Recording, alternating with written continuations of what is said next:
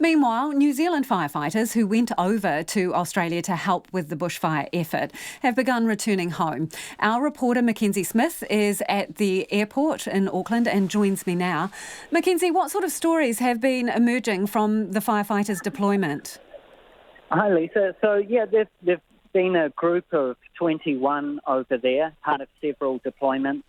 Over 200 firefighters have now gone from New Zealand to Australia since October, and it's been a mixed story. This particular group didn't see too much action. The few I spoke with just earlier were saying there were 2 days where they were close to quite an intense fire near Canberra, but they were it was cordoned off, and they were really just managing that cordon. So nothing too severe, and they all said they were keen to give it another crack at the next opportunity. So you've been speaking to some of the firefighters coming home? Yeah, that's right. And they've just been over there for a few days, 5 days on, and then a day off, and then another 5 days on.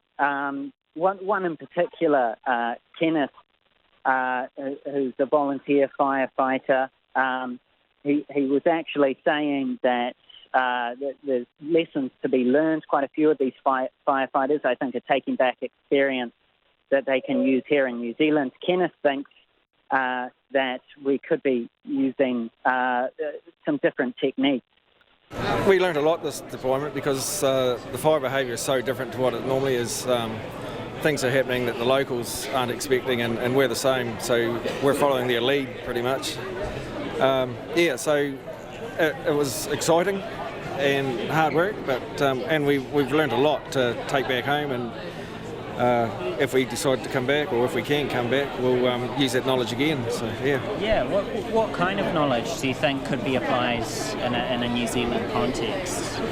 They tend to do a lot more backburning than what we'll ever do, but for the size of the fire, that's quite natural over in Australia. So it's a strategy we can probably use more in major size fires. So it's something there. It's another tool in the box we can use. So you think backburning could be an effective tool of limiting fire risk in New Zealand? That's not for me to say, but it looks like it's a useful tool. And that was one of the firefighters returning from helping out with the bushfires in Australia. Our reporter MacKenzie Smith was out at the airport as some of them headed home.